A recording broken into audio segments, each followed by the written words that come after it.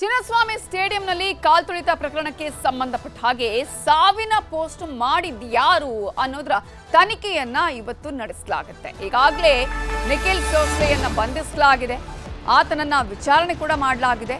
ಆದರೆ ಈ ಸಂದರ್ಭದಲ್ಲಿ ನಿಖಿಲ್ ಸೋಸ್ಲೆ ಹೇಳ್ತಾ ಇರೋದು, ನಾನು ಯಾವುದೇ ಪೋಸ್ಟ್ ಮಾಡಿಲ್ಲ ಅಂತ ನಿಖಿಲ್ ಹೇಳ್ತಾ ಇದ್ದಾರೆ.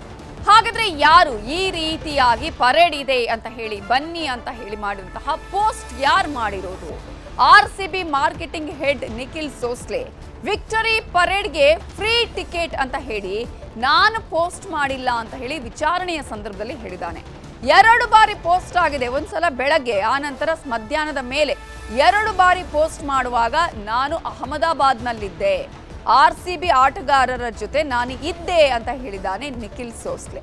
ನನಗೂ 2 ಪೋಸ್ಟ್ಗಳಿಗೂ ಯಾವುದೇ ರೀತಿಯ ಸಂಬಂಧ ಇಲ್ಲ ಅಂತ ಹೇಳಿ ನಿಖಿಲ್ ಸೋಸ್ಲೆ ಹೇಳಿಕೆಯನ್ನ ಕೊಟ್ಟಿರೋದು. ಆ ಹೇಳಿಕೆಯನ್ನ ಇದೀಗ ಪೊಲೀಸರು ದಾಖಲಿಸಿಕೊಂಡಿದ್ದಾರೆ.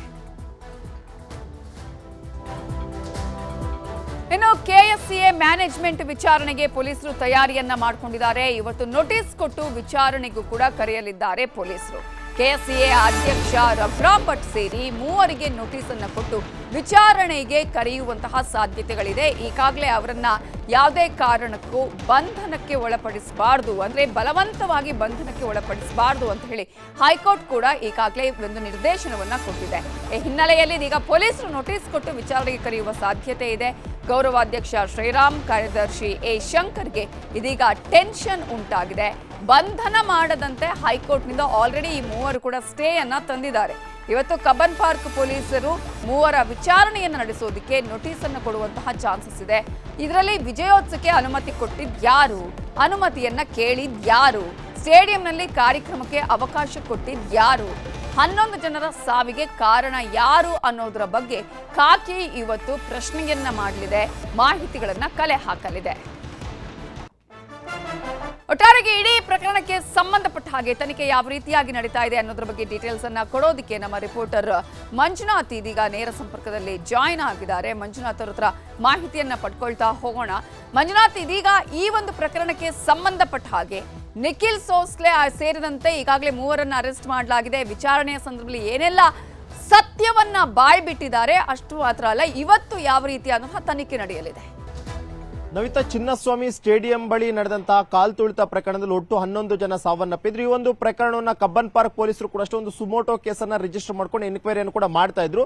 ಜೊತೆಗೆ ನಿನ್ನೆ ಕೂಡ 4 ಜನರನ್ನ ಕಬ್ಬನ್ ಪಾರ್ಕ್ ಪೊಲೀಸರು ಅರೆಸ್ಟ್ ಮಾಡ್ಕೊಳ್ತಾರೆ. ಅದರಲ್ಲಿ ಪ್ರಮುಖವಾಗಿ ಆರ್ಸಿಬಿಯ ಮಾರ್ಕೆಟಿಂಗ್ ಹೆಡ್ ಆಗಿರುವಂತಹ ನಿಖಿಲ್ ಸೋಸಲೆಯನ್ನು ಕೂಡ ಅರೆಸ್ಟ್ ಮಾಡ್ಕೊಂಡಿದ್ರು. ಇನ್ನು ನಿಖಿಲ್ ಸೋಸಲೆಯನ್ನ ತೀವ್ರ ವಿಚಾರಣೆಗೆ ಒಳಪಡಿಸ್ತಾರೆ. ಯಾಕಂದ್ರೆ ಇಡೀ ದಿನ ಆತನೊಬ್ಬನನ್ನೇ ಕೂಡ ವಿಚಾರಣೆ ಮಾಡಿರುವಂತದ್ದು. ಅದರಲ್ಲೂ ಕೂಡ ಪ್ರಮುಖವಾಗಿ ಆತನನ್ನ ವಿಚಾರಣೆ ಮಾಡುವಂತ ಉದ್ದೇಶ ಏನು ಅಂತಂದ್ರೆ, ಏನು ಪೊಲೀಸರು ಅನುಮತಿ ಕೊಡೋದಕ್ಕಿಂತನೂ ಮುಂಚಿತವಾಗಿಯೇ ಈತ ಒಂದು ಪೋಸ್ಟ್ ಅನ್ನು ಕೂಡ ಆ ರಾಯಲ್ ಚಾಲೆಂಜರ್ಸ್ ಬೆಂಗಳೂರು ವೆಬ್ಸೈಟ್ ನಲ್ಲಿ ಒಂದು ಪೋಸ್ಟ್ ಹೋಗುತ್ತೆ, ನಾವು ವಿಕ್ಟರಿ ಪೆರೇಡ್ ಅನ್ನ ಮಾಡ್ತಾ ಇದೀವಿ ಅನ್ನುವಂತ ಒಂದು ಪೋಸ್ಟ್ ಹೋಗುತ್ತೆ. ಸುಮಾರು 11 ಗಂಟೆ ವೇಳೆಗೆ ಮತ್ತೊಂದು ಪೋಸ್ಟ್ ಅನ್ನು ಕೂಡ ಮಾಡಲಾಗುತ್ತೆ. ಎಲ್ರಿಗೂ ಕೂಡ ಉಚಿತವಾದಂತಹ ಆಹ್ವಾನ, ಫ್ರೀ ಟಿಕೆಟ್ಸ್ ಅನ್ನ ಕೊಡ್ತಾ ಇದೀವಿ, ಎಲ್ಲರೂ ಕೂಡ ಸ್ಟೇಡಿಯಂ ಕಡೆ ಬನ್ನಿ ಅನ್ನುವಂತ ಒಂದು ಪೋಸ್ಟ್ ಅನ್ನು ಕೂಡ ಮಾಡಿರ್ತಾರೆ. ಎಲ್ಲೋ ಒಂದ್ ಕಡೆ ಈ ಒಂದು ಪೋಸ್ಟ್ ಅನ್ನ ಮಾಡಿರುವಂತದ್ದು ನಿಖಿಲ್ ಸೋಸ್ಲೆ ಅನ್ನುವಂಥದ್ದನ್ನ ಕಬ್ಬನ್ ಪಾರ್ಕ್ ಪೊಲೀಸರು ಕೂಡ ಈಗಾಗಲೇ ಹೇಳ್ತಾ ಇರುವಂತದ್ದು. ಆ ಒಂದು ಕಾರಣಕ್ಕೋಸ್ಕರ ನಿಖಿಲ್ ಸೋಸ್ಲೆನ ತೀವ್ರ ವಿಚಾರಣೆ ಕೂಡ ಮಾಡಿದ್ರು. ಆದ್ರೆ ನಿಖಿಲ್ ಸೋಸ್ಲೆ ಆ ಒಂದು ಪೋಸ್ಟ್ ಗಳಿಗೂ ನನಗೂ ಯಾವುದೇ ರೀತಿಯಂತ ಸಂಬಂಧ ಇಲ್ಲ ಅನ್ನುವಂಥದ್ದು ಹೇಳಿದರೆ. ಜೊತೆಗೆ ಆ ಪೋಸ್ಟ್ ಗಳನ್ನು ಬೆಳಿಗ್ಗೆ 7 ಗಂಟೆಗೆ ಒಂದು ಪೋಸ್ಟ್ ಆಗುತ್ತೆ, ಮತ್ತೊಂದು ಪೋಸ್ಟ್ 11 ಗಂಟೆಗೆ ಆಗುತ್ತೆ. ಆ ಟೈಮ್ ನಲ್ಲಿ ನಾನು ಅಹಮದಾಬಾದ್ ನಲ್ಲಿ ಆರ್ಸಿಬಿ ಪ್ಲೇಯರ್ಸ್ ನ ಜೊತೆಯಲ್ಲಿದ್ದೇ ಹೊರತು ನನಗೂ ಆ ಒಂದು ಪೋಸ್ಟ್ಗೂ ಯಾವುದೇ ಸಂಬಂಧ ಇಲ್ಲ ಮತ್ತು ಸೋಷಿಯಲ್ ಮೀಡಿಯಾವನ್ನು ಕೂಡ ನಾನು ಹ್ಯಾಂಡಲ್ ಮಾಡ್ತಿಲ್ಲ ಅನ್ನುವಂಥದ್ದನ್ನು ಕೂಡ ಕಬ್ಬನ್ ಪಾರ್ಕ್ ಪೊಲೀಸರ ವಿಚಾರಣೆ ಸಂದರ್ಭದಲ್ಲಿ ನಿಖಿಲ್ ಸೋಸ್ಲೆ ಹೇಳಿರುವಂತದ್ದು. ಈ ಒಂದು ಕಾರಣಕ್ಕೋಸ್ಕರನೇ ಹಾಗಾದ್ರೆ ಆ ಸಾವಿನ ಪೋಸ್ಟ್ ಅನ್ನ ಮಾಡಿದಂತವ್ರು ಯಾರು ಅನ್ನುವಂಥದ್ದನ್ನು ಕೂಡ ನಿನ್ನೆ ಪೊಲೀಸರು ವಿಚಾರಣೆ ಮಾಡೋಕೆ ಮುಂದಾದ್ರು. ಆದ್ರೆ ನಿಖಿಲ್ ಸೋಸ್ಲೆ ಯಾವುದನ್ನು ಕೂಡ ಬಾಯ್ ಬಿಟ್ಟಿಲ್ಲ. ಬದಲಾಗಿ ನನಗೂ ಆ ಪೋಸ್ಟ್ಗೆ ಯಾವುದೇ ರೀತಿಯ ಸಂಬಂಧ ಇಲ್ಲ, ಕೇವಲ ನಾನು ಮಾರ್ಕೆಟಿಂಗ್ ಹೆಡ್ ಆಗಿದ್ದೀನಿ ಹೊರತು ಈ ಒಂದು ಪೋಸ್ಟ್ ಗಳನ್ನ ಮಾಡುವಂತ ಕೆಲಸ ನಂದಲ್ಲ ಅನ್ನುವಂಥ ಕೂಡ ಆತ ಸ್ಟೇಟ್ಮೆಂಟ್ ಅನ್ನ ಕೊಟ್ಟಿದ್ದಾನೆ.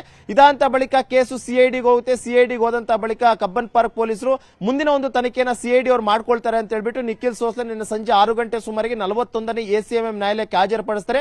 ತದನಂತರ ನ್ಯಾಯಾಂಗ ಬಂಧನಕ್ಕೂ ಕೂಡ ಕೋರ್ಟ್ ಕೊಟ್ಟು ಆದೇಶವನ್ನು ಕೊಟ್ಟಿದೆ. ಜೊತೆಗೆ ಇವತ್ತಿನಿಂದ ಸಿಐಡಿ ಅಧಿಕಾರಿಗಳು ಕೂಡ ಇನ್ವೆಸ್ಟಿಗೇಷನ್ ಅನ್ನು ಶುರು ಮಾಡ್ಕೊಳ್ತಿದ್ದಾರೆ. ಜೊತೆಗೆ ಕೆಎಸ್ಸಿಎ ಇಂದ 3 ಜನ, ರಘುರಾಮ್ ಭಟ್ ಆಗಿರಬಹುದು, ಶಂಕರ್ ಆಗಿರಬಹುದು, ಇವರೆಲ್ಲರೂ ಕೂಡ ಬಲವಂತದ ಕ್ರಮ ಜರುಗಿಸಬಾರದು ಅಂತ ಹೇಳಿ ಹೈಕೋರ್ಟ್ ನಿಂದ ಅವರು ಕೂಡ ಸ್ಟೇ ಅನ್ನ ತಗೊಂಡು ಬಂದಿದ್ರು. ಇವತ್ತು ಸಿಐಡಿ ಅಧಿಕಾರಿಗಳೇ 3 ಜನರಿಗೂ ಕೂಡ ನೋಟಿಸ್ ಅನ್ನ ಕೊಟ್ಟು ಮತ್ತಷ್ಟು ಎನ್ಕ್ವೈರಿ ಮಾಡುವಂತಹ ಸಾಧ್ಯತೆ ಇರುವಂತದ್ದು. ಜೊತೆಗೆ ಪರ್ಮಿಷನ್ ಅನ್ನ ಪೊಲೀಸರು ಕೊಡದೇ ಇದ್ರು ಕೂಡ ಅಷ್ಟೇ ಯಾವ ರೀತಿಯಾಗಿ ನೀವು ಎಲ್ಲರನ್ನು ಕೂಡ ಅಷ್ಟೇ ಸ್ಟೇಡಿಯಂನ ಒಳಗಡೆ ಬಿಟ್ರಿ ಮತ್ತು ಕಾರ್ಯಕ್ರಮವನ್ನು ಆಯೋಜನೆ ಮಾಡಿದ್ರಿ ಅನ್ನುವಂಥ ನಿಟ್ಟಿನಲ್ಲಿ ಇವತ್ತು CID ಅಧಿಕಾರಿಗಳು KCM ಮ್ಯಾನೇಜ್ಮೆಂಟ್ ಅನ್ನು ಕೂಡ ವಿಚಾರಣೆ ಮಾಡುವಂತ ಸಾಧ್ಯತೆಗಳು ಹೆಚ್ಚಾಗಿದೆ ನವಿತಾ.